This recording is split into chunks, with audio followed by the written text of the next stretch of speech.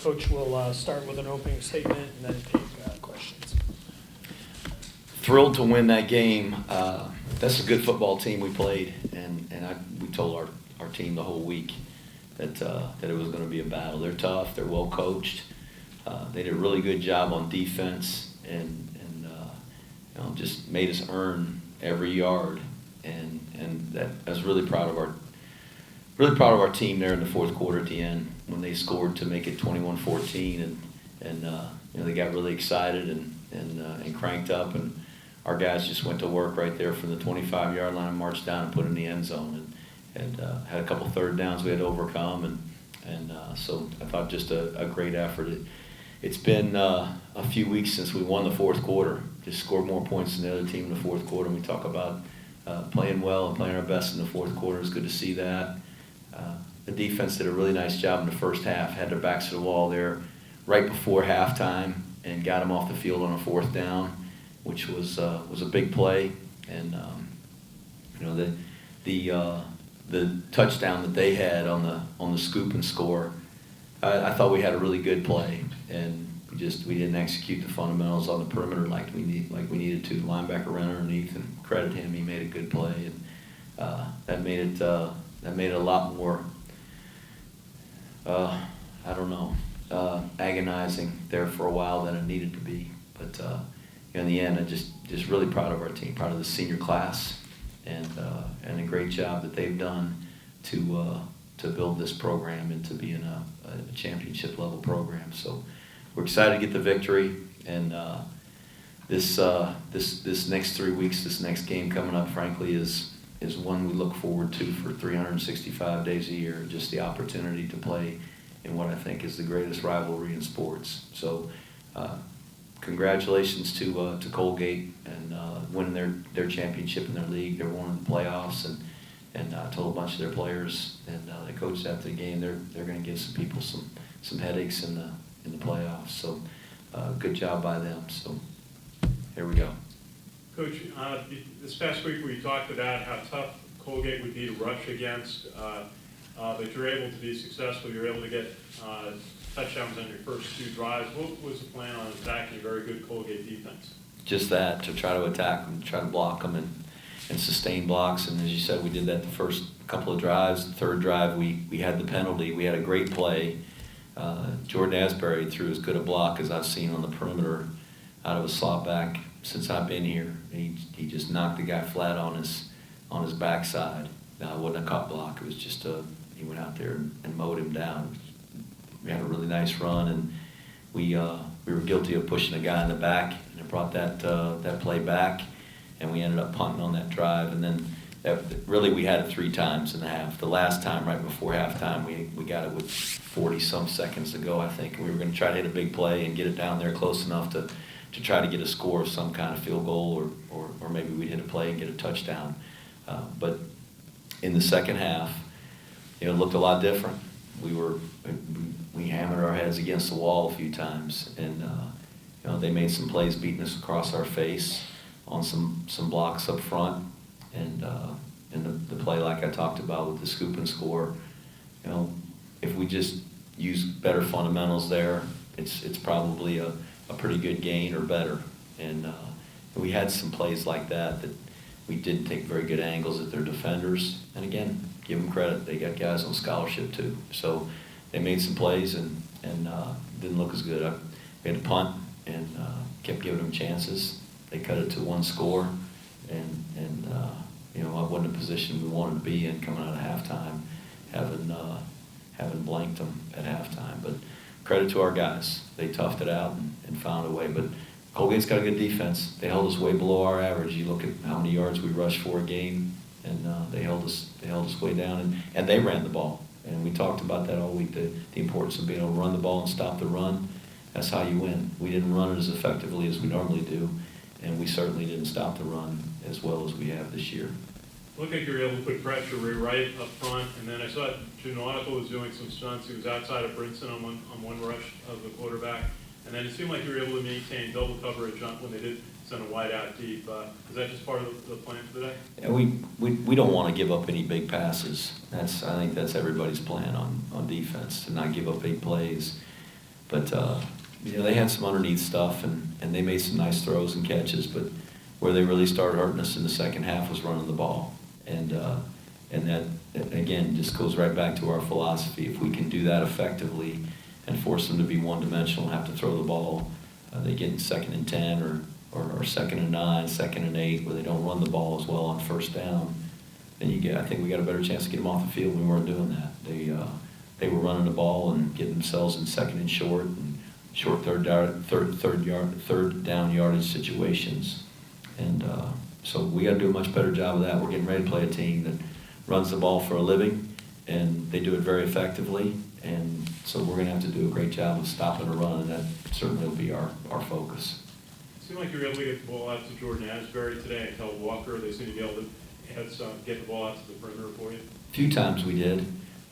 We really had hoped to get it out there more to them, but frankly, just what they were doing defensively, really we felt made it was more conducive to us running the fullback or the quarterback off tackle with that zone option power play we run. So I say power, we're not pulling anybody, but we get a lot of bodies over there trying to knock people down. So we just felt like that was going to be the best stuff.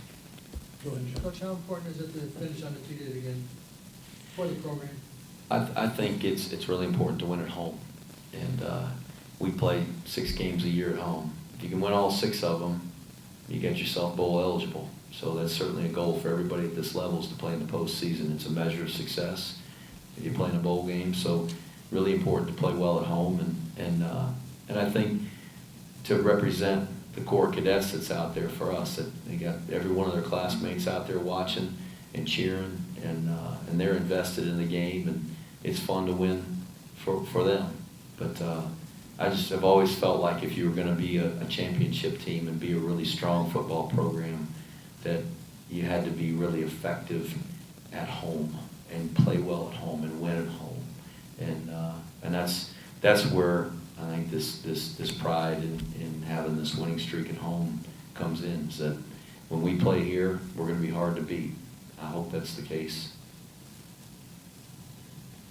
Hey, Coach, last game at home obviously for your seniors, but you had some big games at Bryce Holland because you were able to run the dive play, and Darnell 3 touchdowns today, and Nautical on defense, some of the others.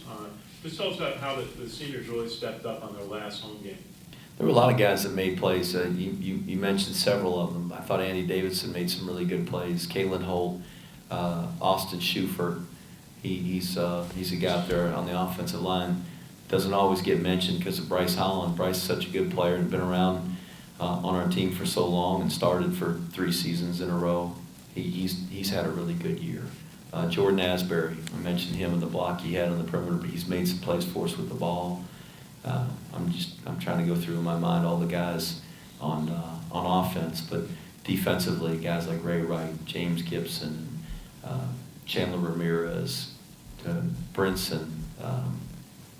Help me out there, Matt. Who else we got? Nautical. We always talked about Max Regan, who got in there, broke up a big pass down the middle. I mean, I go talk about every one of them. Nick Schrag and the effectiveness he's had the last couple of years as a punter and as a kickoff specialist for us. Just a lot of guys. Q Parker. Quentin Parker was really a walk-on at the prep school, and he's just developed himself into being a really good football player. Tough, strong, and I mean, there's not another guy you'd rather have on your team than that guy right there. So there's just a great group of seniors in that locker room. I'm incredibly proud of them, and it's fun to have a day like this, a senior day, to talk about them. But I told our guys, I don't get real sentimental about senior day because we got a lot of football left to play. We got the most important game of the year coming up in 3 weeks, and I'm not going to get all teary-eyed and blabbery about a bunch of seniors who I'm going to be sticking my shoe in their butt in about 24 hours because we're going to be practicing out there tomorrow to get ready for the biggest game of the year. Coach, you're obviously thinking about the Navy game already. Hell yeah. Every day of the year. Every day of the year. Tell us a little bit about how you'll approach the 3 weeks that you have to prepare for Navy. We'll practice. We'll have the guys over tomorrow. We normally work out on Sundays. So we'll have the guys here tomorrow. We'll take Monday off. We're going to practice Tuesday, Wednesday of this week. and then give them the Thanksgiving weekend. When the game was the first weekend in December, we would have practiced right through Thanksgiving, but because it's the second weekend in December, it really is nice for our guys to be able to get some time at home. We got some guys, when you play Division I football, it's not easy to go home on a weekend. So you go straight from, spring classes into summer training and summer workouts and preseason camp, and this will be the first time for a lot of those guys getting home in a long time. So it'll be nice for them to go home. They'll have 4 days to rest. We got plenty of guys that need some rest. They're banged up and beat up, and it'll hopefully get them a little more healthy and feeling. It's important for a guy to feel good, to feel like he's 100%. And I don't know if anybody's ever 100% at this point in the season or can be, but get them as close as we can to that. We'll come back the following 2 weeks, and we'll practice all week, Monday through Friday. The next week, take Saturday and Sunday off, come back and practice Monday, Tuesday, Wednesday, travel to Philadelphia on Thursday after practicing here, and have our normal Friday before the game, and hopefully go beat Navy. How's that for a detailed plan? That's a plan. Wednesday night, the seniors received their branch assignments. Were they somewhat relieved as a group to know where their future is in the U.S. Army? They were excited, I can tell you. Our guys were excited. I was there, our staff went there, and we go to celebrate with them, and we had just about every one of our guys got their first choice.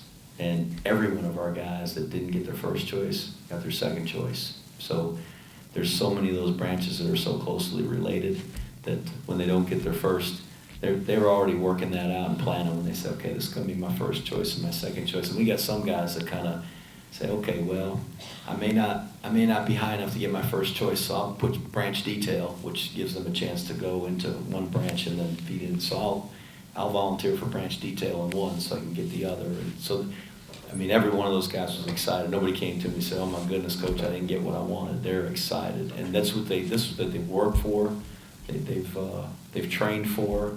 And I assure you, these guys are prepared to lead. They're going to do a great job as officers in the Army. They're tough, and they're self-disciplined, and they're motivated, and they're great team guys, and that's what you want in a leader. Very, very much servant-minded in what they do. Thanks. Beat Navy.